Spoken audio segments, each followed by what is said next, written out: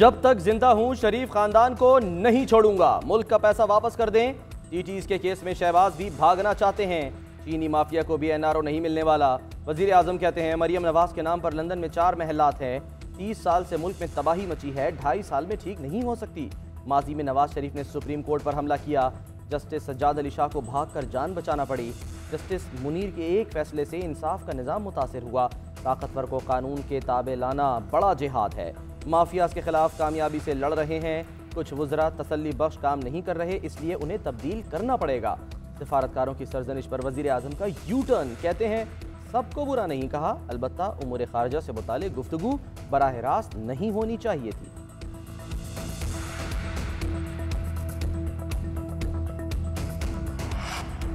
शहबाज शरीफ का नाम ईसीएल में डालने की तैयारियां। नाब ने वजारत दाखिला को खत लिख दिया, मौक़िफ़ इख्तियार किया। मनी लॉन्ड्रिंग रेफरेंस के मरकजी मुल्जिम शहबाज शरीफ और दीगर तमाम शरीक मुल्जिमान का नाम ईसीएल में डालने की सिफारिश की गई। नाब लाहौर की जानिब से 28 अप्रैल को खत हेडक्वार्टर्स को इरसाल किया गया था। चेयरमैन नाब की मंजूरी के बाद अब खत वजारत दाखिला को इरसाल कर दिया। वज़ीर दाखिला कहते हैं इस हवाले से कल इजलास बुलाया जाएगा। वफाकी काबीना की मंजूरी के बाद फैसले पर अमल दरामद होगा। उधर नाब लाहौर का शहबाज शरीफ की जमानत का फैसला सुप्रीम कोर्ट में चैलेंज करने का फैसला। टीम ने पिटीशन दायर करने पर काम शुरू कर दिया।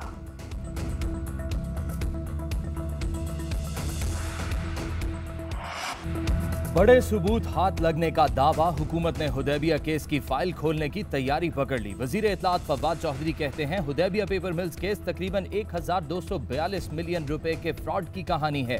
मामला एहतसाब अदालत आया तो शरीफ फैमिली डील करके सऊदी अरब चली गई। इस केस का एक दिन भी अदालती ट्रायल नहीं हुआ। केस बंद करने वाले जज के अपने असासे निकले। बदकिस्मती से इन जज साहब के खिलाफ भी कोई कार्रवाई नहीं हुई। उम्मीद है अदलिया इन जजों के खिलाफ भी कार्रवाई करेगी जिन्होंने शरीफ फैमिली की मुआवनत की। इस मुकदमे में अब कुछ नए हकायक भी सामने आए हैं जिन पर नई तफ्तीश का फैसला किया गया। हुदैबिया रेफरेंस अदम सबूतों के बायस कानूनी तौर पर ख़त्म हो चुका। शहबाज शरीफ के खिलाफ कोई करप्शन साबित नहीं हुई। 2.5 साल लगाए गए इल्ज़ामात का एक भी सबूत नहीं मिला। कागज़ लहकर कहते रहे लेकिन अदालत में कुछ साबित नहीं कर सके। फवाद चौधरी ने फिर जस्टिस फाइज ईसा पर हमला किया। मरियम औरंगजेब कहती हैं फवाद चौधरी किराए के तर्जुमान हैं। ये कभी किसी जमात में होते हैं तो कभी किसी और में। झूठ बोलने की भी हद होती है। अवाम महंगाई के सैलाब में डूब रहे हैं। इमरान खान ने वापसी पर महंगाई के बजाय शहबाज शरीफ पर ब्रीफिंग ली। कौम पूछती है आप एटमी पाकिस्तान के लिए खैरात के चावल उठा लाए।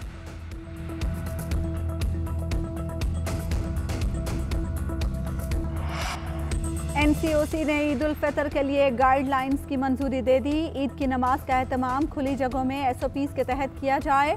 मस्जिद में नमाज के दौरान दरवाजे और खिड़कियां खुली रखी जाएं। ईद का खुतबा मुख्तसर रखा जाए। ईद की नमाज के लिए वुजू घर से करके आएं और जाए नमाज साथ लेकर आएं। नमाज से पहले और बाद में एक साथ जमा न हो।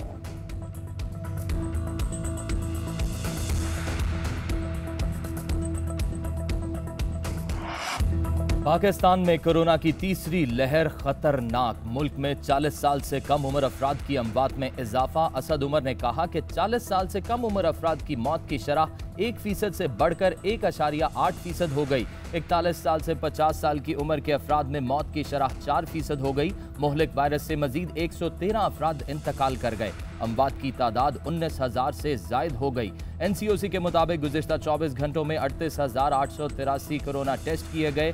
3,084 केसेस रिपोर्ट। मुस्बत केसेस की शरह 7.93% रिकॉर्ड। फाल केसेस की तादाद 78,959 हो गई।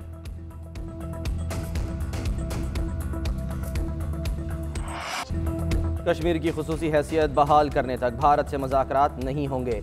वज़ीर आज़म का दो टोक ऐलान। कहते हैं मगरबी ममालिक ने भारत को चीन के खिलाफ माशी महाज पर तैयार करने का फैसला किया है, इसलिए सब कश्मीर में मजालिम पर खामोश रहते हैं। किसी इंसानी बहरान के मामले में भारत का नाम आता है तो मगरबी ममालिक अपने मफादात की खातिर नहीं बोलते।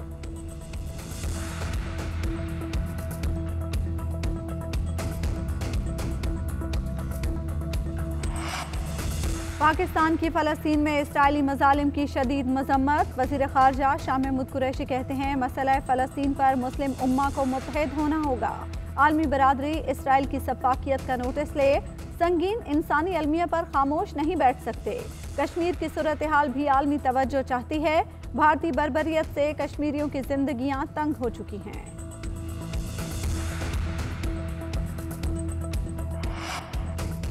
शहबाज शरीफ की फ़लस्तीन के सफारत खाने आमद, फ़लस्तीनी सफ़ीर से मुलाकात। कहते हैं फ़लस्तीन के गुयूर और बहादुर अवाम के साथ यकजहती करते हैं। नमाज के दौरान फ़लस्तीनियों पर इजराइल की जारहियत काबिल मुज़म्मत है।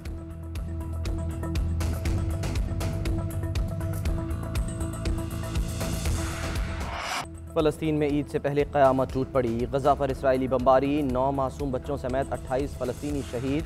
सहूनी फोर्सेस का मस्जिद अक्सा पर भी हमला। एहतिकाफ में बैठे अफराद पर रबड़ की गोलियां चला दी। फ़लस्तीनियों की हिमायत में तल अवीव के करीब मुजाहरे फूट पड़े। मुजाहरीन ने इसराइली परचम हटाकर फ़लस्तीनी परचम लहराए। उधर न्यूयॉर्क में OIC रुकन ममालिक के सफ़ीरों का हंगामी इजलास। मकबूजा बैतुल मक़दस में फ़लस्तीनियों के खिलाफ इसराइली जारहियत की मज़म्मत की गई।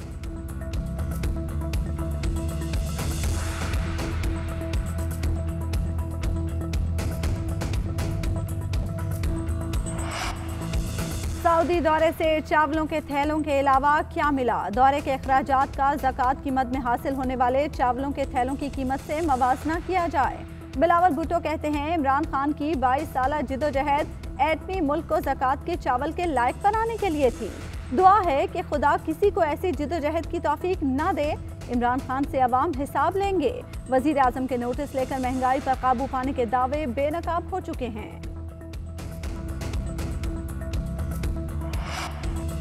शहबाज शरीफ ने पंजाब के तरक्याती फंड्स में खुर्द-बुर्द की। माजी में शरीफ खानदान कौम के वसाइल को लूटता रहा है। वजीर आजम की कोशिशों से इनकी करप्शन अवाम के सामने आई। फिरदौस आशिक अवान कहती हैं इमरान खान की आंखों से कोई नहीं बच पाएगा। व्हाट्सएप पर एक गैंग हुकूमत को नाकाम बनाना चाहता है।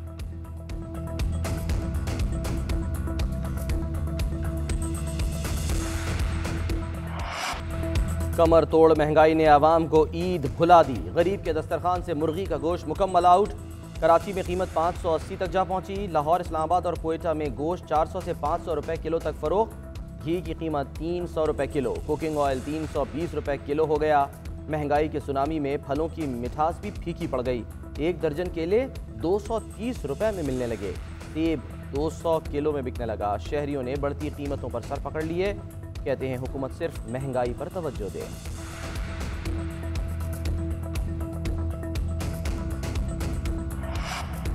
नाब ने डोमिसाइल की तहकीकात के लिए हमें खत क्यों लिखा? सिंध सरकार बुरा मान गई।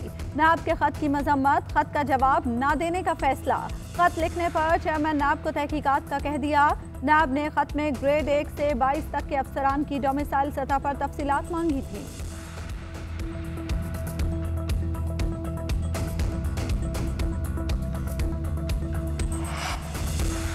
लाहौर में मायरा कत्ल केस की तफ्तीश CIA के हवाले। थाना डिफेंस का SHO मुअत्तल। ASP को वार्निंग। शहर में कत्ल की वारदातें भी बढ़ गईं। इकबाल टाउन में लेस्को के 2 मुलाजिम कत्ल। पुलिस ने मुलजिम उस्मान को आलाए कत्ल समेत गिरफ्तार कर लिया। सब्जाजार में मियाँ बीवी तेज धार आले से कत्ल। बेटी की मुद्दईयत में नामालूम अफराद के खिलाफ मुकदमा दर्ज। फैसलाबाद में कबड्डी का नेशनल खिलाड़ी आबिद अली भी फायरिंग से जाँ बहक।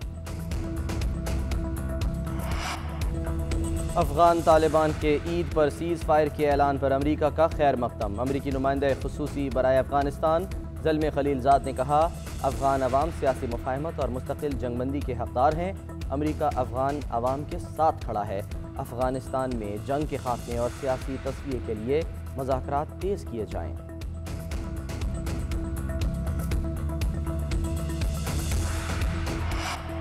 मकबूजा कश्मीर में भारतीय फौज की रियासती दहशतगर्दी जारी। काबिज फौज ने मजीद 3 कश्मीरियों को शहीद कर दिया। अनंतनाग में घर घर तलाशी। चादर और 4 दीवारी का तकद्दुस पामाल।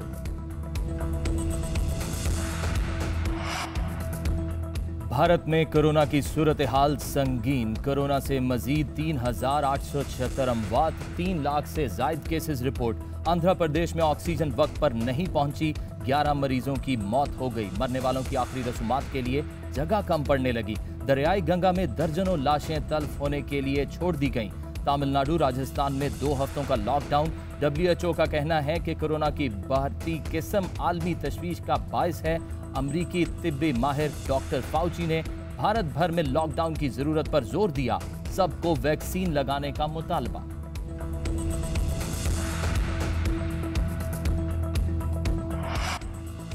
सऊदी अरब में शव्वाल का चांद नजर नहीं आया। ईद 13 मई बरोज जुमेरात होगी।